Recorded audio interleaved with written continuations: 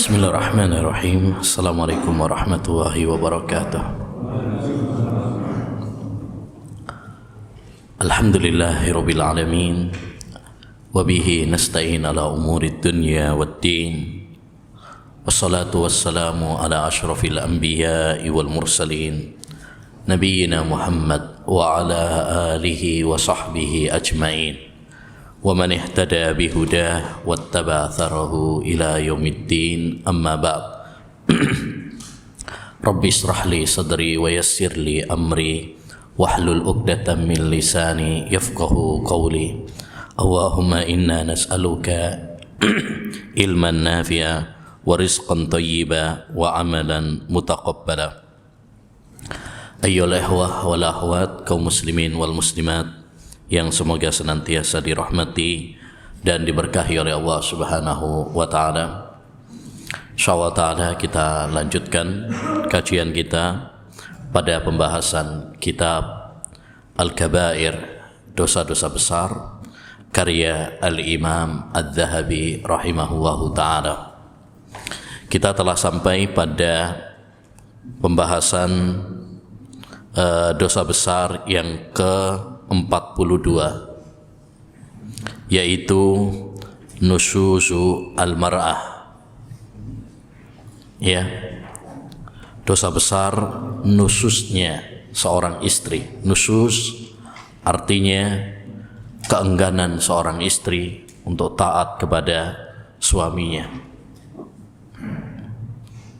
Keengganan seorang istri untuk taat kepada suaminya. Ma'asyiral muslimin wal muslimat rahimani wa rahimakumullah. Dalam rumah tangga suami dan istri, Allah Subhanahu wa taala telah mengatur kepemimpinan dalam rumah tangga adalah pada suami. Allah Subhanahu wa taala berfirman di dalam Al-Qur'an, "Ar-rijalu qawwamuna 'alan nisa." Kaum laki-laki itu adalah pemimpin dalam rumah tangga pada istrinya. Maka wajib bagi istri untuk taat kepada suaminya dalam hal-hal yang bukan maksiat kepada Allah Subhanahu wa taala. Kata Nabi alaihi salatu wassalam dalam hadisnya, haqquz zawji ala zawjatihi an law kanat bihi qarhatun falahisatha ma addat haqqah. Hak seorang suami terhadap istri sangatlah besar. Andai saja pada diri seorang suami ada borok, luka, kemudian dijilat oleh istrinya, istri belum menunaikan haknya suami. Dan ketaatan seorang istri kepada suami dijadikan oleh Allah Subhanahu wa taala sebagai ibadah yang mengantarkan seorang istri kepada surga Allah Subhanahu wa taala. Sebagaimana di dalam hadis, "Idza shallatil mar'atu khamsaha wa shamat sahraha wa ata'at zawjaha wa hafizat farjaha qila laha udkhulil jannah min ayyi abwabiha syi'ti." Apabila seorang istri salat 5 waktu, puasa Ramadan, taat sama suami, menjaga farji, maka akan dikatakan kepadanya, masuklah kamu ke surga dari pintu mana yang kamu suka. Maka ya, hendaknya bagi para istri untuk taat kepada suami dalam hal-hal yang bukan maksiat. Ini catatan penting.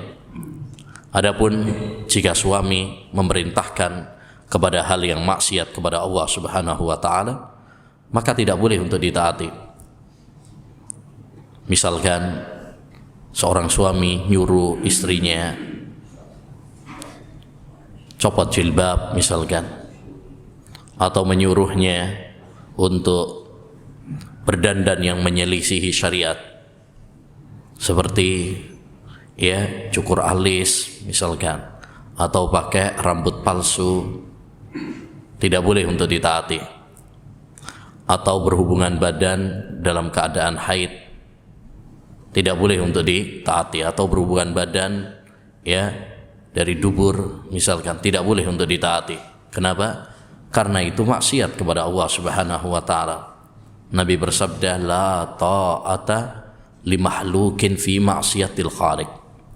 Tidak ada ketaatan kepada makhluk dalam hal maksiat kepada Allah Subhanahu wa taala.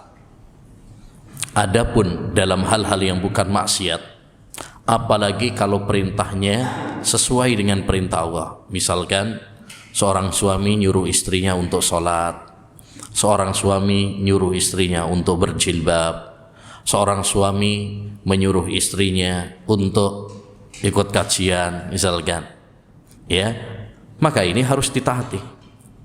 Atau dalam hal-hal yang bukan maksiat, tapi walaupun itu bukan perintah Allah, misalkan nyuruh untuk bikinkan kopi misalkan, ya, wajib untuk ditaati, ya, dan jadikan itu sebagai apa? Ibadah, ya, jadikan itu sebagai ibadah seorang wanita, sehingga akan berbuah pahala dan mengantarkannya menuju surga Allah Subhanahu wa taala. Jadi intinya nusus seorang istri artinya keengganan seorang istri untuk taat kepada suami. Ini termasuk dosa besar.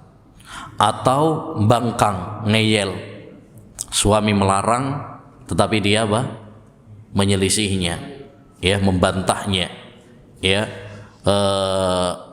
melawannya. Maka ini termasuk juga adalah nusyuz yang dilarang. Atau juga melawan, ya, berkata ucapan-ucapan yang kasar kepada suami, ya, menghina suaminya, ya, ngomelin suaminya. Ini yang sering dosanya seorang istri, ya, malah marah-marahin, ya, bodoh-bodohin suaminya misalkan, atau mencela kekurangan-kekurangannya.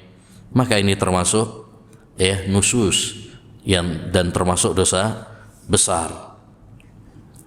Taib. Kata Allah Subhanahu wa taala di dalam Al-Qur'an menjelaskan tentang solusi ketika seorang suami mendapati nususnya seorang istri. Dalam surat An-Nisa ayat 34, Allah Subhanahu wa taala berfirman, wallati takhafuna nusuzahunna, dan wanita-wanita yang kalian khawatirkan nususnya mereka. Nusus tadi bangkangnya seorang istri, ya, dia tidak taat kepada suami, malah ngelawan, ya, berkata ucapan-ucapan yang kotor kepada suaminya, bentak-bentak suaminya. Apa solusinya? Kata Allah Subhanahu wa taala, kewajiban bagi suami adalah fa'idhuhunna. Ini langkah yang pertama. Nasihatilah mereka. Nasihati mereka, ingatkan dengan nasihat Al-Qur'an dan sunnah tentang besarnya haknya seorang suami dan kewajiban seorang istri untuk taat kepada suami. Ingatkan. Bisa jadi dia lupa, ya, bisa jadi dia lalai, terbawa oleh egonya. Lebih-lebih apabila seorang istri memiliki mungkin kelebihan dibandingkan suaminya. Ini seringkali yang menjadikan seorang istri kemudian berani melawan. Apa? Mungkin dia lebih cantik, ya, sedangkan suaminya pas-pasan misalkan. Nah, atau juga istri yang memiliki harta lebih, mungkin dia bekerja, gajinya gede, lebih gedean istrinya daripada suaminya. Ini juga kadang salah satu sebab, Ya, salah satu sebab seorang istri kemudian berani ya melawan kepada suaminya. Fa'idhuhunna. Langkah yang pertama apa? Nasihati mereka. Nasihati para istri. Jika langkah yang pertama ini tidak berhasil, maka langkah yang kedua, wahjuruhunna fil madhaji'. Hajarlah mereka di madhaji', tempat tidur. Hajar artinya membaikot, ya, mendiamkan mereka, tidak bertegur sapa, ya, tidak bertegur sapa, yakni pisah ranjang, atau ya pisah ranjang mungkin berat, ya, ranjangnya mek siji, ya, tetap di dalam satu ranjang tapi tidak bertegur sapa. Misalkan ya dia menghadap ke arah yang lain, ya. Taib. Karena ini juga untuk melemahkan keegoan seorang istri. Sebab banyak para istri, ya, mereka mengira bahwa kelemahan suami itu adalah dalam masalah ranjang. Dalam masalah ranjang. Maka ketika seorang suami bisa ya membuktikan bahwa dia adalah seorang pemimpin dalam rumah tangganya dan ya tidak melulu soal syahwat, ya, urusan kebutuhan biologis ya saja, maka ini akan bisa meredam salah satu hal yang menyebabkan egonya seorang istri. Langkah yang ketiga, wadribuhunna. Pukullah mereka. Pukullah mereka. Artinya kalau sudah dinasihati dengan baik, gak mempan, ya, sudah dibaikot, pisah ranjang, juga tidak berhasil, maka langkah yang ketiga untuk ya menyadarkan seorang istri dari pembangkangannya adalah dengan wadribuhunna, pukullah mereka. Jadi Islam membolehkan seorang suami mukul istri dalam rangka untuk mendidik, dalam rangka untuk mendidik. Yang membolehkan siapa? Allah Subhanahu wa taala dalam Al-Qur'an. Sebagaimana orang tua juga boleh untuk memukul anak dalam rangka untuk apa? Mendidik. Ini bukan KDRT, ya, bukan pelanggaran HAM, selama tetap dalam koridor syariat, ya, tetap terpenuhi syarat-syaratnya. Satu, pemukulan tersebut memang adalah dikarenakan kesalahan seorang istri, misalkan tadi yang ngelawan, misalkan ya ngelawan suaminya, nggak nurut lagi sama suaminya, menginjak-injak harga diri seorang suami. Jadi memang karena kesalahan. Adapun kalau istri nggak salah, sampean tamper, ya berarti ini salah sampean, ya kan? Salah seorang suami. Atau sampean pukul padahal dia nggak ngerti salahnya apa. Nah, ini nggak boleh. Yang kedua, ya, pemukulan tersebut dalam rangka untuk mendidik. Ya, dalam rangka untuk mendidik. Adapun kalau kita memukulnya bukan dalam rangka mendidik, hanya karena emosi, hanya karena amarah, maka tidak boleh. Ya, tidak boleh. Sebagian seorang suami, misal sebagian suami kadang mukul istrinya bukan dalam rangka mendidik, karena emosi aja. Karena emosi. Ya, maka ini nggak boleh. Ya, tidak diperkenankan. Kemudian di antara syaratnya juga adalah tidak boleh pukulan tersebut sampai berlebihan. Ya, dipukul misalkan sampai keluar darah, sampai patah tulang misalkan, ya, sampai lebam semuanya dibawa ke rumah sakit, nggak boleh. Ya, pukulan ini tujuannya adalah mendidik, bukan sampean gebuki maling, enggak. Ya, ini tujuannya adalah untuk mendidik. Makanya dalam riwayat yang lain, dalam riwayat hadis, Rasulullah mengatakan wadribuhunna ghaira mubarrih. Ya, pukullah mereka tapi dengan pukulan yang tidak melukai. Ya, tidak melukai. Kemudian syarat yang kelima adalah tidak boleh mukul area wajah. Tidak boleh mukul area wajah.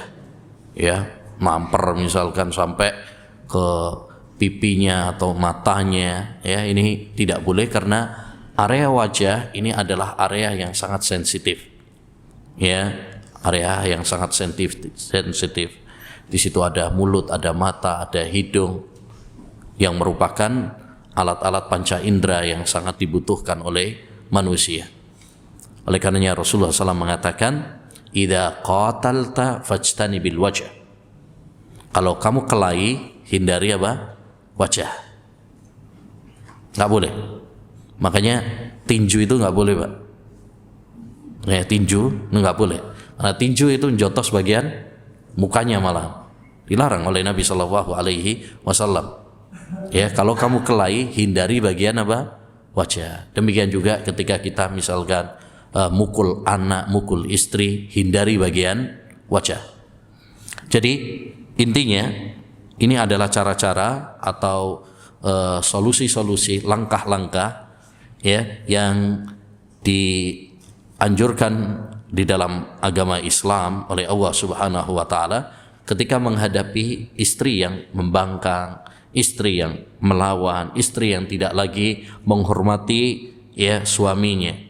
Maka, ya, caranya tadi, ya, adalah diingatkan. Ya, diingatkan, dinasehati. Kemudian yang kedua, kalau nggak mempan juga adalah dengan pisah ranjang.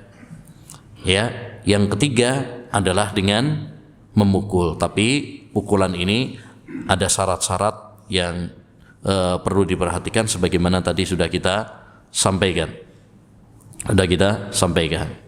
Jadi nusus seorang wanita ini adalah hukumnya haram, ya, tidak diperbolehkan di dalam Al-Qur'an, ya. Taib. Kemudian beliau membawakan hadis dari Nabi Shallallahu Alaihi Wasallam yang menunjukkan tentang haramnya nusus tadi, yaitu ketika seorang istri tidak lagi taat sama suami, bangkang sama suami, ngelawan sama suami. Di antaranya beliau membawakan hadis, wa qala Nabi sallallahu alaihi wasallam idza da'a ar-rajulu imra'atahu ila firashihi falam ta'tih fabata ghadbana 'alayha la'anatha al-malaika hatta tusbih. Apabila seorang suami mengajak istrinya ke ranjang, yakni untuk berhubungan badan. Ya, apabila suami ngajak istrinya untuk berhubungan badan. Falam ta'tih, tapi kemudian istri tidak mau. Ya, fabata ghadbana 'alaiha, sehingga menyebabkan sang suami murka, marah. La'anathal malaika hatta tusbih, maka malaikat akan melaknat istri tersebut sampai pagi. Ya, sampai pagi. Hadis ini menunjukkan, ya, kepada kita bahwa ketika seorang wanita tidak taat kepada suaminya, ini termasuk dosa besar. Dulu sudah kita pernah sampaikan definisi atau patokan dosa besar adalah tatkala, ya, dosa tersebut apa?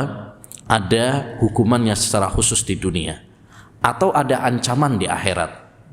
Salah satu ancaman adalah ketika dilaknat, baik dilaknat oleh Allah atau dilaknat oleh malaikat. Seperti dalam hadis ini, ya, Rasulullah mengancam para istri yang tidak taat kepada suaminya, ya, dalam hal ini tidak taat dalam masalah apa? Ajakan suami ketika suami mengajaknya untuk berhubungan badan, maka, ya, malaikat akan melaknatnya sampai pagi. Kenapa? Karena tadi dia tidak taat kepada suami. Padahal seorang istri itu wajib taat kepada suami. Ini salah satu bentuk nusus, Ya, salah satu bentuk nusus. Tadi sudah kita sebutkan, nusus itu adalah ketika seorang wanita tidak lagi apa? Taat kepada suaminya. Ya. Yang kedua juga, ini membuat suaminya apa? Murka, jengkel. Ya. Dan segala sesuatu yang membuat jengkel suami maka dilarang bagi seorang istri. Karena kewajiban seorang istri itu bagaimana membuat suaminya senang, ya, membahagiakan suaminya. Sebagaimana suami juga demikian, wajib baginya untuk membahagiakan, menyenangkan istrinya. Nabi SAW ketika ditanya ayyun nisa'i khair, wahai Rasulullah, bagaimana sifat wanita yang baik, istri yang baik itu? Allati tasurruhu idza nadhar, yang menyenangkan, membahagiakan suaminya tatkala suami memandangnya, yakni senyum kepada suaminya, berdandan untuk suaminya. Ini sifat istri-istri yang salehah. Adapun ya malah membuat jengkel suaminya, tidak taat kepada suami, dan termasuk dalam urusan apa? Ranjang, tidak boleh dianggap remeh. Karena ketika seorang suami misalkan menginginkan tapi kemudian tidak dipenuhi oleh istri, itu bisa berakibat fatal. Ya, bisa berakibat fatal. Ya, yang namanya masalah nafsu, ya, kebutuhan biologis, apabila tidak tersalurkan dalam hal-hal yang halal, ya, bisa berakibat seorang suami melampiaskan pada hal yang haram. Artinya, kalau suami ngajak istri untuk melakukan hubungan badan, dan ini tentu adalah halal, ya, bahkan menjadi sedekah, ya, berpahala. Kalau misalkan tidak dipenuhi oleh istri, bisa jadi suami akhirnya apa? Tergoda untuk melakukan hal-hal yang haram. Ya, itulah penyebabnya kenapa sebagian rumah tangga kadang kemudian terjadi perselingkuhan dan sebagainya, ya. Oleh karena ini berakibat fatal, berakibat fatal. Kenapa? Karena seorang suami ketika tidak mendapati, ya, kebutuhannya pada istrinya yang halal, bisa jadi, ya, karena lemahnya iman, ditambah godaan setan, ya, kuatnya syahwat, dia malah terjerumus di dalam hal yang diharamkan oleh Allah Subhanahu wa taala. Jadi intinya nusus itu adalah termasuk dosa besar yang menyebabkan seorang istri akan dilaknat oleh Allah Subhanahu wa taala dan dilaknat oleh para malaikat. Kemudian beliau membawakan juga hadis, wa qala Nabi sallallahu alaihi wasallam, Nabi sallallahu alaihi wasallam bersabda, la yahillu limra'atin an tasuma wa zawjuha syahidun illa bi idnih wa la ta'dhanu fi baitihi illa bi idnih. Tidak halal bagi seorang istri untuk berpuasa, ya, yakni puasa sunnah, maksudnya di sini puasa sunnah, sedangkan suaminya ada, maksudnya dia tidak lagi bepergian gitu, ya, ada, illa biidnih, kecuali dengan izinnya. Jadi kalau seorang istri itu, kalau dia mau melakukan puasa sunnah dan suaminya ada di rumah, harus minta izin dulu kepada suaminya. Kenapa? Karena taat kepada suami itu hukumnya wajib. Puasa sunnah itu hukumnya sunnah. Dan yang wajib lebih utama daripada sunnah. Kenapa? Bisa jadi ketika dia puasa sunnah sedangkan suaminya ada, bisa jadi suami apa? Ya, menginginkan istrinya. Ya, menginginkan istrinya. Ya, nanti kalau pas lagi pengen istrinya lagi puasa nggak bisa. Ya, oleh karenanya kalau dia memang mau puasa sunnah, hendaknya minta izin terlebih dahulu. Kecuali kalau puasa wajib. Kalau puasa wajib nggak perlu izin. Ya, justru kalau nggak mengizinkan, nggak boleh ditaati seorang suami.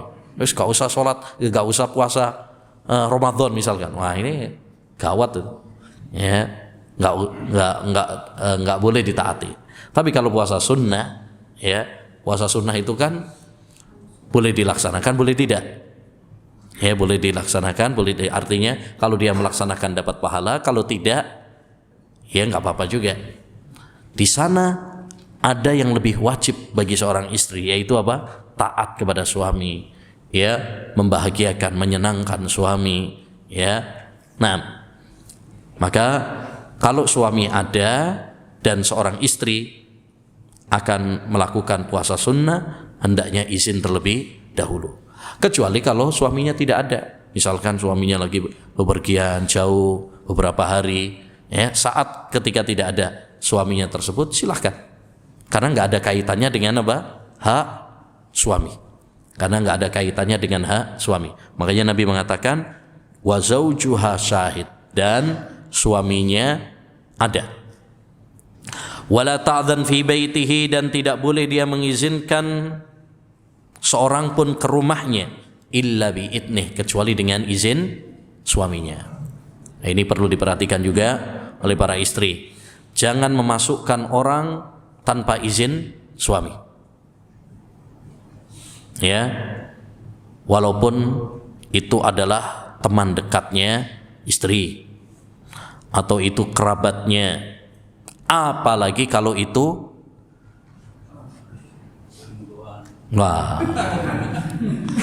kalau itu laki-laki. Kalau itu laki-laki, maka ini sangat berbahaya. Makanya Nabi SAW mengatakan iyyakum waddukhula 'alan nisa. Ya, hindari kalian, jauhi oleh kalian masuk kepada para wanita. Jadi seorang laki-laki tidak boleh masuk ke rumah wanita, ya, karena ini berbahaya, fitnah yang sangat besar. Ya.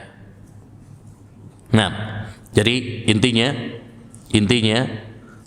tidak boleh bagi seorang istri berpuasa ketika suaminya hadir kecuali dengan izin suami, dan tidak boleh bagi seorang istri memasukkan ya seorang ke rumah kecuali dengan izin ya sang suami, walaupun itu kerabatnya, walaupun itu temannya, izin terlebih dahulu. Karena bisa jadi suami nggak suka.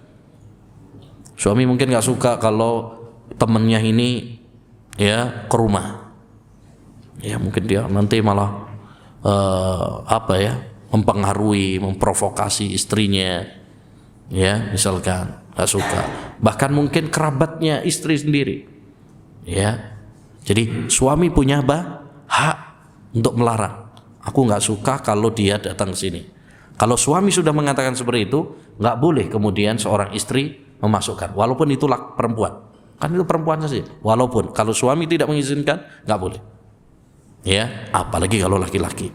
Apalagi kalau laki-laki, maka itu sangat berbahaya. Wa qala sallallahu alaihi wasallam, Nabi sallallahu alaihi wasallam bersabda, "Lau kuntu amiran ahadan an yasjuda li ahad." Mati. Tes.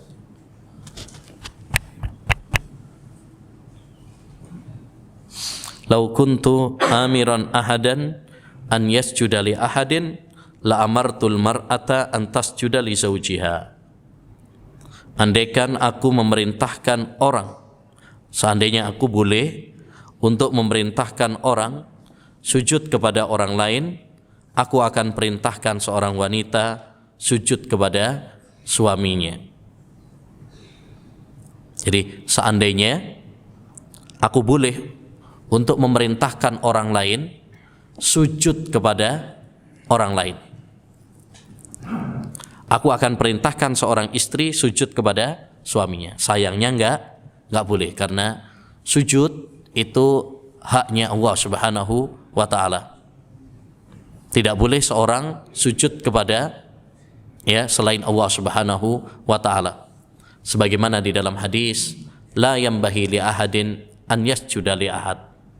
Ya, tidak boleh bagi seseorang untuk sujud kepada ya selain Allah Subhanahu wa ta'ala, baik sujud ibadah maupun sujud sekedar penghormatan. Kalau sujud ibadah dan dia sujud kepada selain Allah Subhanahu wa taala, maka itu adalah syirik kepada Allah Subhanahu wa taala, mengeluarkan pelakunya dari Islam. Ya. Yang kedua adalah sujud tahiyah, sujud penghormatan. Ini pun tidak diperbolehkan. Zaman dulu sebelum syariat Islam diperbolehkan. Seperti sujudnya malaikat kepada Adam, seperti sujudnya saudara-saudara Yusuf kepada Nabi Yusuf. Itu sujud tahiyah, sujud penghormatan. Dulu, zaman dulu diperbolehkan. Ketika Islam datang, ya, Islam melarang hal itu. Ya, melarang hal itu secara mutlak. Baik sujud ibadah maupun sujud tahiyah. Nah, kata Nabi, andaikan boleh, aku akan perintahkan seorang istri sujud kepada suaminya. Sayangnya enggak boleh. Andaikan boleh, saya akan perintahkan. Ya, karena besarnya haknya seorang suami. Taib. Wa qalat ammatu ibni Mihsan wa dzakarat zawjaha lin Nabi sallallahu alaihi wasallam faqal unduri aina anti minhu fa innahu jannatuki wa naruki. Ya. Dan Rasulullah SAW pernah mengatakan kepada bibinya Ibnu Mihsan, Nabi SAW mengatakan kepadanya, unduri aina anti minhu, perhatikanlah bagaimana kamu memperlakukan suamimu, fa innahu jannatuki wa naruki, karena suami itu adalah surga dan nerakamu. Suami itu adalah surgamu dan nerakamu. Artinya, kalau kamu taat kepada suami, ya, kalau kamu taat kepada suami, maka itu bisa mengantarkan kepada surga. Dan jika tidak taat kepada suami, maka itu bisa mengantarkan seorang istri kepada neraka Allah Subhanahu wa taala. Taib. Demikian juga dalam hadis Rasulullah SAW bersabda, la yanzurullah ila imra'atin la tashkuru li zawjiha wa hiya la tastaghni anhu. Rasulullah SAW bersabda, Allah tidak melihat kepada seorang wanita yang tidak bersyukur kepada suaminya, padahal dia sangat butuh kepada suaminya. Jadi wanita itu butuh kepada suami, tapi dia tidak bersyukur ya kepada suaminya. Ini menunjukkan ya bahwa seorang istri apabila tidak taat kepada suami, maka itu adalah termasuk dosa besar. Jadi termasuk dosa besar adalah nusyuz, seorang wanita ya tidak taat kepada suami, ini termasuk dosa besar. Apa penyebabnya? Penyebabnya buruknya akhlak seorang wanita. Yang kedua, kurangnya ilmunya. Makanya penting bagi seorang wanita, bagi para istri untuk apa? Taat untuk belajar ilmu agama, supaya dia ngerti tentang kewajiban dia ya di dalam agama Islam. Taib. Bisa juga karena ada yang memprovokasinya. Ya, yang ketiga, karena ada yang memprovokasinya, bisa jadi. Di antara sebabnya juga adalah tadi, apabila seorang wanita memiliki kelebihan. Ya, mungkin fisiknya, mungkin hartanya, sehingga ini menjadikan dia merasa apa? Ya, merasa bahwa dia di atasnya suami. Ya, dia merasa bahwa dia lebih hebat daripada suaminya. Taib. Selanjutnya, ini nyampe gak ke ibu? Terputus.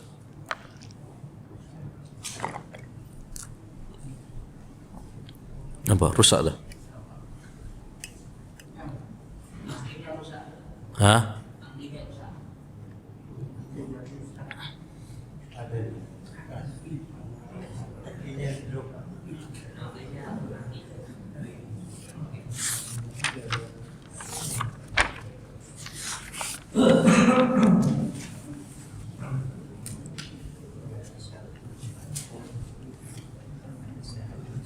Gimana? Sampai bab 42 kasihnya nanti ibu. Sudah berarti.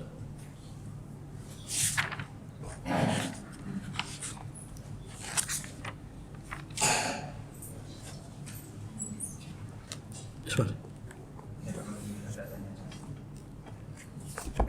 Ya sudah.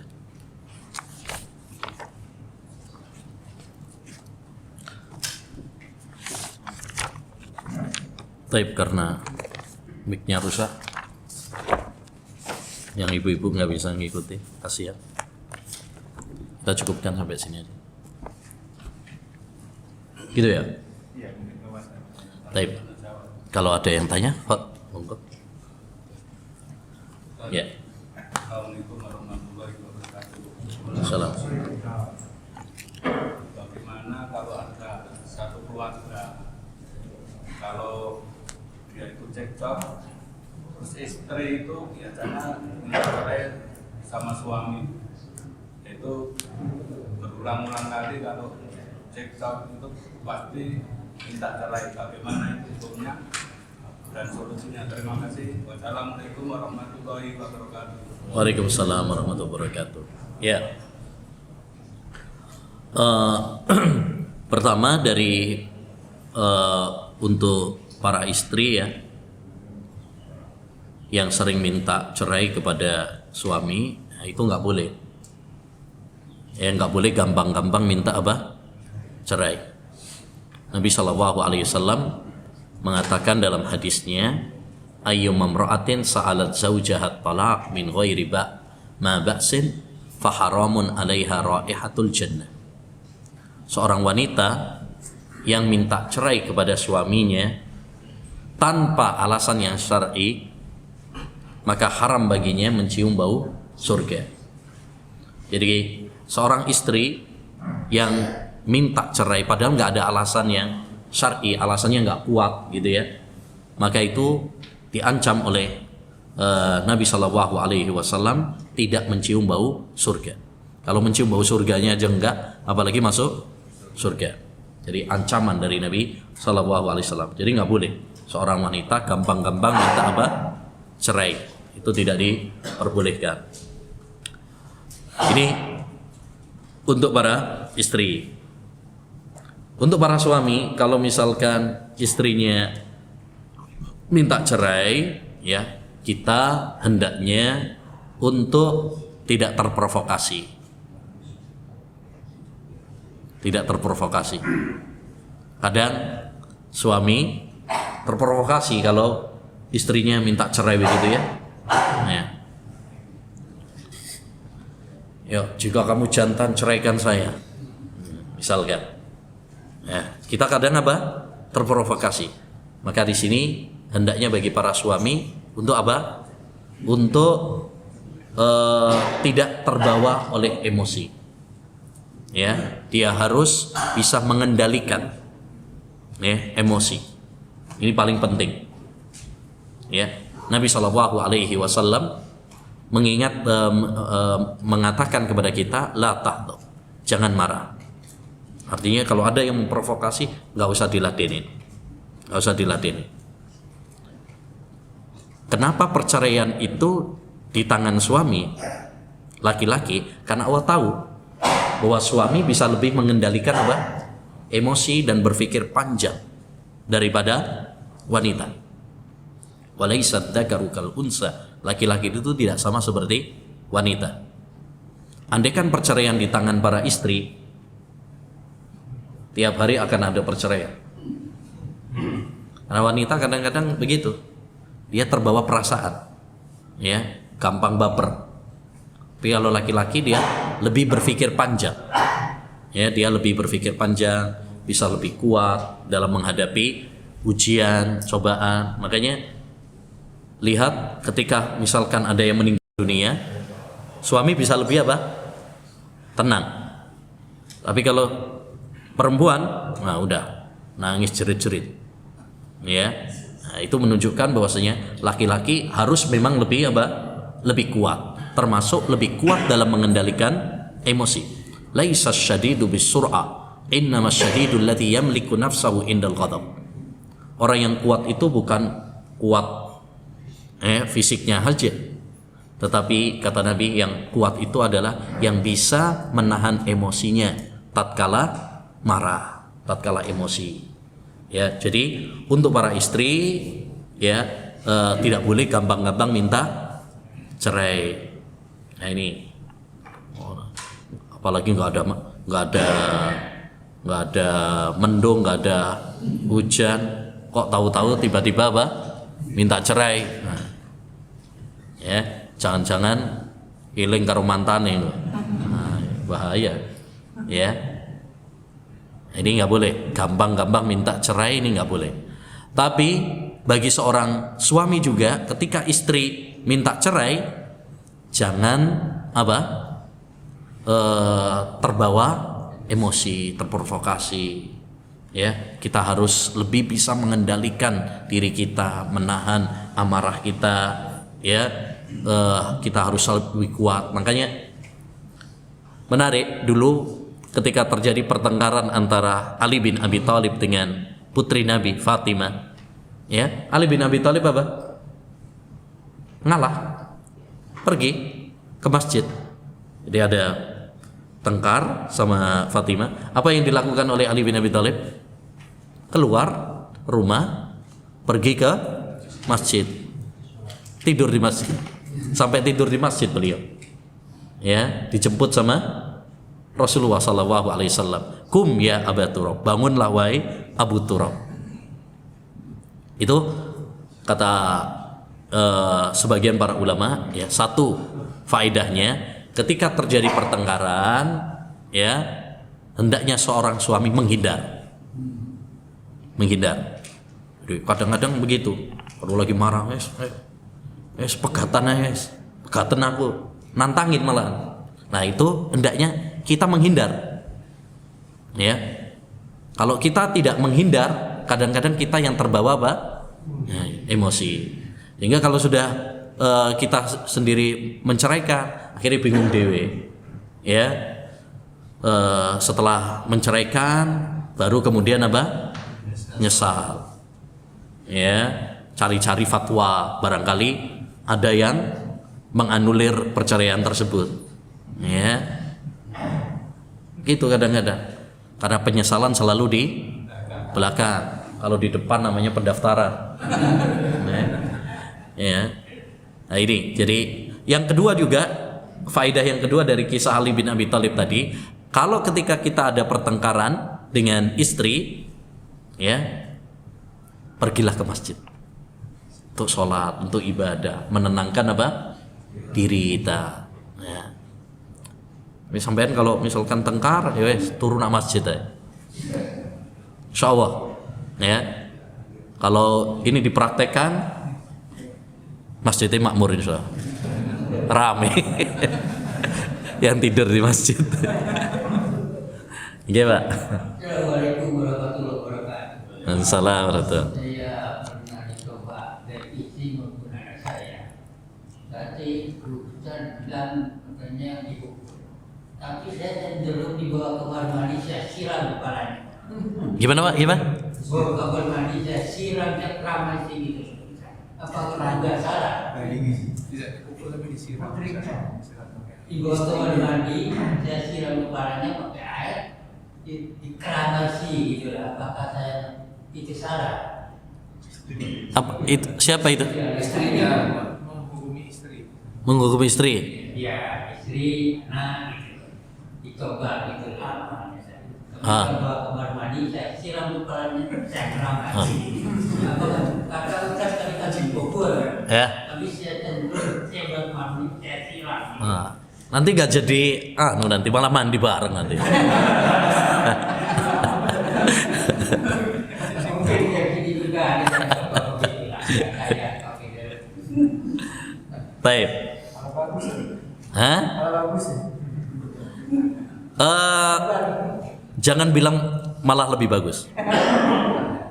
Karena yang mengatakan suruh mukul adalah Allah Subhanahu wa taala. Dan tidak ada yang lebih bagus daripada perintah Allah Subhanahu wa taala. Ya. Cuma itu kan tadi tujuannya adalah untuk apa? Mendidik. Ya, mendidik, dan itu adalah langkah-langkah. Jadi kalau memang tidak menggunakan itu juga nggak ada masalah. Yang penting tujuan kita adalah apa? Mendidik. Ya, tujuan kita adalah mendidik. Ya, kan Allah Subhanahu Wa Taala ngasih beberapa langkah. Yang pertama nasihati. Ya, itu yang paling penting. Kalau bisa dinasihati ya sudah, jangan dipukul, kan gitu. Kalau tadi misalkan itu juga nggak ada masalah juga mau dipraktekkan, misalkan ya sebelum nanti dipukul gitu ya, misalkan untuk ya mungkin ada kita nggak tega misalkan, kasihan ya, nanti besok melakukan lagi ya baru kemudian apa ya pemukulan. Sebenarnya jadi intinya pemukulan itu sebenarnya tidak masalah asalkan tadi memenuhi apa syarat-syaratnya. Jadi salah kalau kita mengatakan bahwa pemukulan itu ini KDRT. Ya, seperti sekarang yang banyak dicuatkan oleh orang-orang barat. Sehingga suami nggak boleh apa? Mukul sama sekali. Bapak atau orang tua nggak boleh mukul sama sekali. Siapa yang berani mukul dilaporkan polisi. Sekarang kan akhirnya seperti itu. Guru mukul murid, ya, alamat. Akhirnya apa? Masuk penjara sekarang. Karena nggak boleh, akhirnya apa? Sekarang banyak murid-murid ngelunjak, berani sama guru ini nggak bisa apa-apa, ya udah diomongi lembut, ya tetap aja, ya. Tapi mau mukul nanti malah ruwet urusannya, nah gitu. Padahal sebenarnya di dalam agama Islam boleh. Itu salah satu cara untuk mendidik itu adalah dengan apa? Memukul. Ya, dengan memukul. Jadi jangan kita salahkan apa? Pemukulan itu. Karena itu memang salah satu bentuk apa? Pendidikan, tarbiyah yang diperbolehkan di dalam agama kita. Hanya saja ya. Hanya saja hendaknya bagi kita untuk apa tadi? Memperhatikan syarat-syarat apa? Pemukulan tadi, ya. Nah, apa ini, Pak? Suaranya bisa sampai bawah. Oh. Ya, gitu Pak ya. Jadi intinya langkah-langkah tadi untuk mengatasi pembangkangan seorang istri itu sudah ada di dalam Al-Quran, ya. Salah satunya adalah dengan apa? Memukul. Jadi kalau misalkan tidak dilakukan pemukulan nggak ada masalah, ya, asalkan dengan cara apa? Pendidikan terlebih dahulu, dinasehati, ya, dengan cara yang lain juga tidak mengapa. Tapi jangan kemudian mengatakan, oh ini nggak boleh pemukulan itu nggak boleh. Pemukulan tetap itu adalah salah satu cara yang diperbolehkan oleh syariat Islam asalkan memenuhi syarat-syaratnya tadi. Nah, yeah. Bismillahirrahmanirrahim, Ustaz.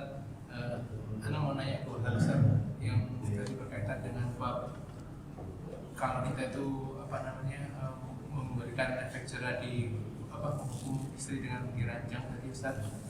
Maksudnya tidak menyapa istri itu dalam kurun waktu berapa lama Ustaz ya boleh dilakukan? Artinya kan setahu Ana misalnya ada kita itu nggak boleh bertegur sapa itu 3 hari kan gitu. Yeah. Nah itu apakah ada yang mengkhususkan bahwa itu nggak boleh berapa lama gitu kan?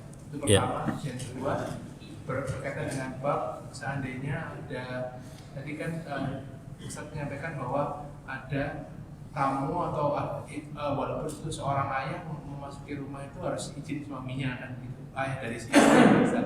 Nah apabila ayahnya ini tidak memahami hukumnya di dalam Islam seperti ini, bagaimana Ustaz menjelaskan ke ayah? Padahal kan harusnya kan kalau mau masuk ke dalam rumah itu harus izin dari suami gitu. Iya. Taib. Ya. Pertama tentang batasan suami membaikot atau tidak bertegur sapa dengan istri, ya, karena satu sebab tadi, batasannya tadi tidak boleh lebih dari 3 hari. Tidak boleh lebih dari 3 hari. Karena Nabi SAW melarang kita menghajar, membaikot lebih dari 3 hari. Ya, la yahillu li muslimin an yahjura akhahu fawqa salasati ayyam. Tidak halal bagi seorang muslim untuk menghajar. Menghajar itu membaikot, mendiamkan, tidak bertegur sapa kepada saudaranya lebih dari 3 hari. Ya, lebih dari 3 hari. Jadi batasan seorang suami tidak bertegur sapa dengan istri, ya, itu tidak boleh lebih dari 3 hari. 1 hari tukaran, ya, hari kedua tukaran, ya, nggak apa-apa, ya. Hari ketiga juga masih tidak apa-apa. Lebih dari 3 hari nggak boleh. Harus apa? Baikan. Harus perbaikan. Supaya apa? Supaya tidak berkelanjutan, ya. Itu juga memotivasi kita untuk segera mengatasi permasalahan, ya, mengatasi permasalahan. Nah, jadi intinya ada batasan waktunya, yaitu apa? Tidak boleh lebih dari 3 hari. Adapun yang kedua, apa tadi ya? Kedua, iya. Walaupun kerabat, apalagi termasuk juga adalah orang tua istri, ya, harus tetap dengan izin siapa? Ya, dengan izin suami. Ya, karena seorang wanita apabila sudah menikah, hak yang paling besar adalah hak suaminya. Wanita itu kalau dia belum nikah, hak yang paling besar adalah hak orang tuanya. Tapi kalau dia sudah nikah, hak yang paling besar adalah hak suami. Sehingga ketika berbenturan antara ayah dan suami, seorang istri harus lebih mendahulukan suami, walaupun orang tuanya sendiri. Walaupun orang tuanya sendiri. Ini kalau berbenturan, ya, sekalipun kalau yang lebih utama tentunya tidak perlu benturan. Ya, kita harus berbuat baik kepada orang tua sendiri, tapi juga harus berbuat baik kepada suami, kan itu, ya. Maka ketika misalkan seorang orang tua misalkan mau datang, ya, mau ke rumah, ya, gampang kok sekarang untuk minta izin kepada siapa? Suami, ya. Bisa dengan apa? Ya, dengan HP misalkan. Suami walaupun kerja sekarang bisa pakai HP. Ya, atau yang jelas izin itu ada 2 macam yang perlu digarisbawahi. Pertama, izin dengan ucapan. Misalkan saya nggak ada masalah dia ke rumah saya, orang tua kamu ke sini, nggak ada masalah. Kalau dia sudah ngomong seperti itu, maka apa? Ya, nggak ada masalah. Yang kedua adalah perbuatan. Ya, izin itu bisa dilihat dari perbuatan. Ketika seorang suami tidak mempermasalahkan, ya, itu berarti sudah apa? Izin. Atau dia mendiamkan, ya. Tapi kalau misalkan ada tanda-tanda, setiap kali misalkan temannya datang ini, suami itu apa?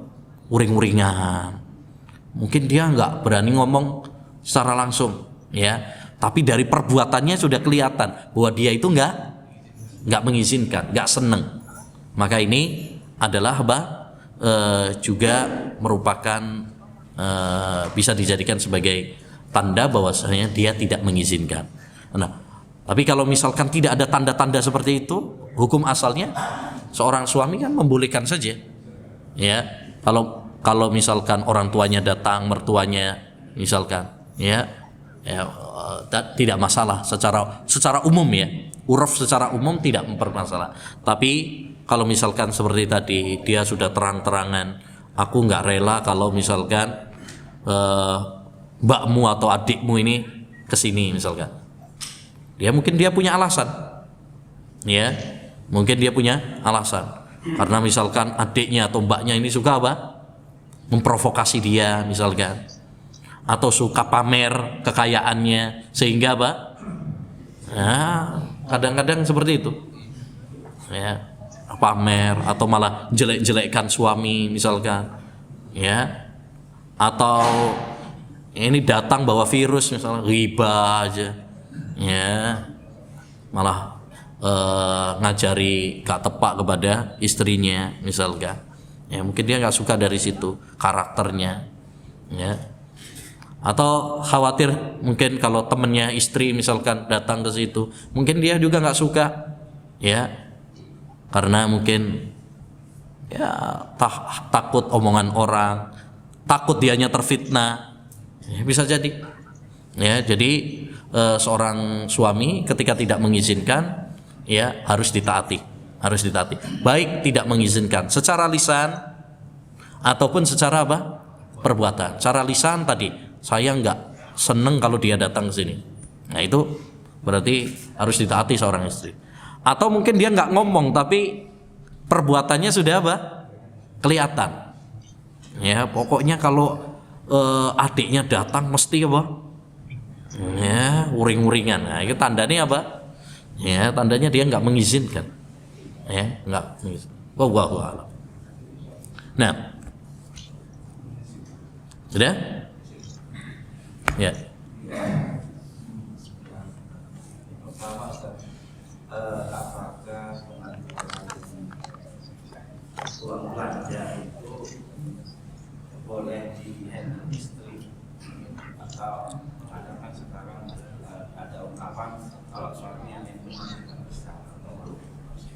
Kemudian yang kedua, ada sebuah di media sosial ini bahwasanya untuk suami yang memberikan nafkah berupa makanan atau sandang itu harus utuh. Maksudnya begini, kalau suami cuma ngasih duitnya saja itu belum dikatakan memberi nafkah makanan. Jadi harus duitnya ada, sudah matang, kemudian disuapin seperti itu,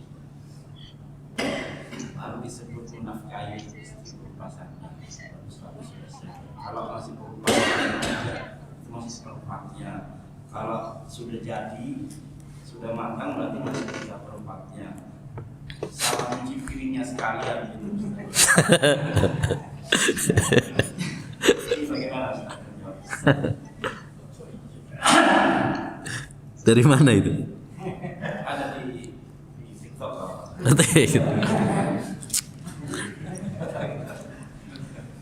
Golek ilmu kok teko TikTok ya. Baik.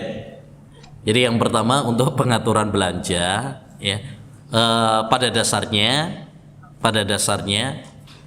yang menginfakkan, yang mengatur keuangan itu adalah suami. Yang memegang kendali itu adalah apa? Suami. Sebagaimana dalam surat An-Nisa, walladzina Ar-rijalu qawwamuna 'ala nisa bima faddala Allahu ba'dahum 'ala ba'd wa bima anfaqu min amwalihim. Laki-laki itu adalah pemimpin terhadap para istri karena kelebihan yang Allah berikan kepada laki-laki dan karena dia yang menafkahi istri.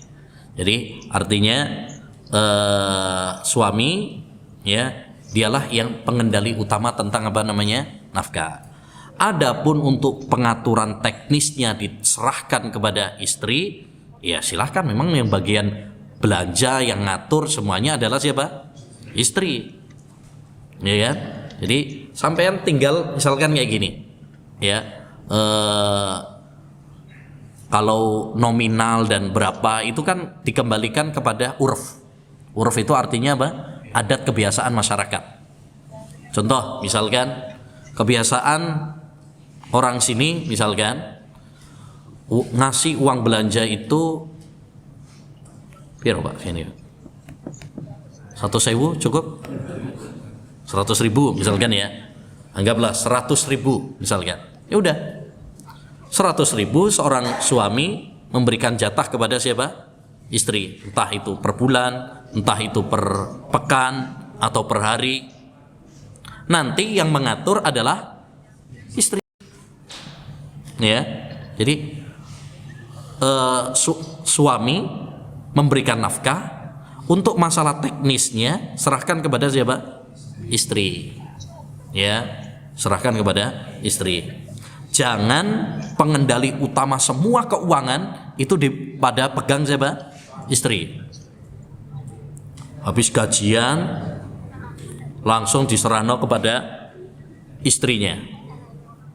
Sampean katik butuh apa-apa harus minta sama istri. Akhirnya sekarang banyak suami kayak anak kecil. Ya, Dek, duitnya kok tinggal tuku rokok.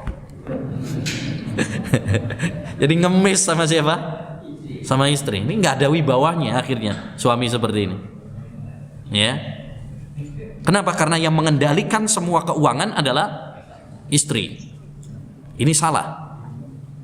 No, yang pegang uang semuanya siapa?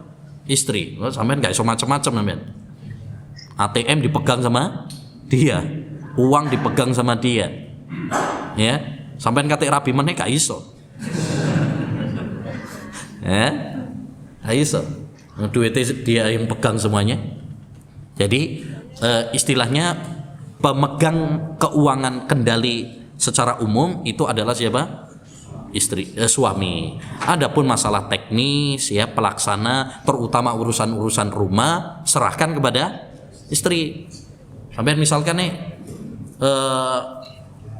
udah kasih uang, masalah nanti masaknya apa, mau belanjanya di mana, nggak usah urusan sampean itu, serahkan saja kepada siapa? Istri. Tahu beres sudah, pokoknya ngasih uang, terus nanti apa? Jadi, udah, ya. Kita nggak usah juga terlalu apa? Ribet ngurusin harus begini, nggak usah. Ya, untuk urusan teknis rumah tangga serahkan kepada istri. Ya, sampean cuma ngasih apa? Cuan aja, uang belanjanya berapa nih jatahnya, ya, kemudian kebutuhan ya mungkin dia menyampaikan kebutuhan ini, kita menyesuaikan sesuai dengan apa kebutuhan keuangan. Baik, untuk masalah yang itu ya, jadi tidak ada batas nominal tertentu yang harus diberikan kepada suami, itu dikembalikan kepada urf. Ya, urf itu artinya adat masyarakat setempat yang itu berbeda-beda antara satu waktu dengan waktu yang lain. Makanya zaman dulu beda sama zaman sekarang. Zaman orang tua kita dulu 2.000 3.000 cukup. Zaman dulu itu 2.000 3.000 itu iso tinggo tuku beras, iso tinggo tuku minyak goreng. Zaman dulu, Pak. Ya kan? Tapi zaman sekarang, Mbak, tuku oleh permen toh. Nah? Iya. Kalau sekarang kalau anak menambahkan apa ikannya? Ya. Baik. Adapun yang kedua, ya menafkahi harus apa tadi? Matang semuanya. Harus matang semuanya. Maksudnya suaminya. Terus yang masak siapa? Kalau ini ya harus beli. Harus beli. Terus istrinya di kongon apa? Harus nyuapin juga. Ya pakai nanti sampai suami terhadap istrinya. Masya Allah. Ini kan kalau dari sisi istri kan wah ini bagus ini suaminya gitu. Wah. Ya. Apa namanya? Tidak ada seperti itu, tidak ada. Cuman apa namanya tadi itu semuanya dikembalikan kepada apa? Urf. Sekarang kalau kita kembalikan kepada urf, jadi masalah-masalah teknis itu sebenarnya tidak ada apa? Aturan secara khusus. Dikembalikan kepada apa? Urf. Makanya kaidah dalam fikih, wal urfu ma'mulun bihi idza warad hukmun minas syar'i syarif lam yuhab. Urf itu digunakan dalam hukum-hukum yang tidak ada ketentuannya. Ya. Sekarang kalau kita kembalikan kepada urf, ya, sing bagian masak urf itu adalah ya istri. Sing bagian cuci piring itu adalah istri, tugas utamanya. Kalau sampean kemudian mau bantu, ya silakan monggo. Kan gitu. Dan malah bagus, suami bantu, tapi istilahnya bantu, bukan tugas inti. Ya, Rasulullah juga bantu istrinya kadang-kadang, ya kan? Ya, beliau membantu. Apa-apa bagus. Nah, tapi itu bukan tugas utama. Karena Islam sudah ngatur. Islam itu sudah ngatur. Yang bagian cari nafkah, kerja itu suami. Yang bagian ngurusin rumah tangga itu adalah istri. Jadi urusan tadi misalkan masak, ya kalau kita kembalikan kepada kaidah ini, ya itu tugasnya istri. Tugasnya istri. Kalau misalkan suatu saat suami yang mau masakkan karena dia mungkin punya hobi masak misalkan, ya monggo, nggak ada masalah, ya. Tapi itu bukan tugas utamanya. Dia berarti mau bantu saja misalkan, ya. Atau apalagi kalau misalkan istri lagi apa? Sakit atau lagi udzur misalkan, ya, suami ya masakan, ya nggak ada masalah itu. Tapi bukan tugas inti, ya, bukan tugas inti. Atau misalkan lagi malas masak, saiki ya gampang Pak. Tinggal pesen online. Tapi itu kan di luar dari kaidah asal. Ya, karena urfnya orang masyarakat kita tadi, ya kebiasaannya itu kalau yang masalah masak ya tugasnya istri, ya tugasnya istri, bukan tugasnya suami. Kalau sewaktu-waktu kemudian suami yang misalkan mau masakkan atau dia yang mau belikan, ya itu kebaikan suami, ya kebaikan suami, ya nggak apa-apa juga. Tapi ojo terus-terusan, ya nggak terus-terusan sing cuci piring suami, ya terus istrinya dikongkon apa, ya, nah, itu keliru, ya itu keliru. Kalau dia mau nyuapin juga, ya nggak apa-apa, insyaallah romantis malah. Ya ojo sekali-kali Pak, sering-sering nggak apa-apa juga. Wah nyuapi ya kok, ya. Baik, sudah insyaallah. Hah? Subhanakallahumma bihamdika asyhadu an la ilaha illa anta astaghfiruka wa atubu ilaik. Assalamualaikum warahmatullahi wabarakatuh.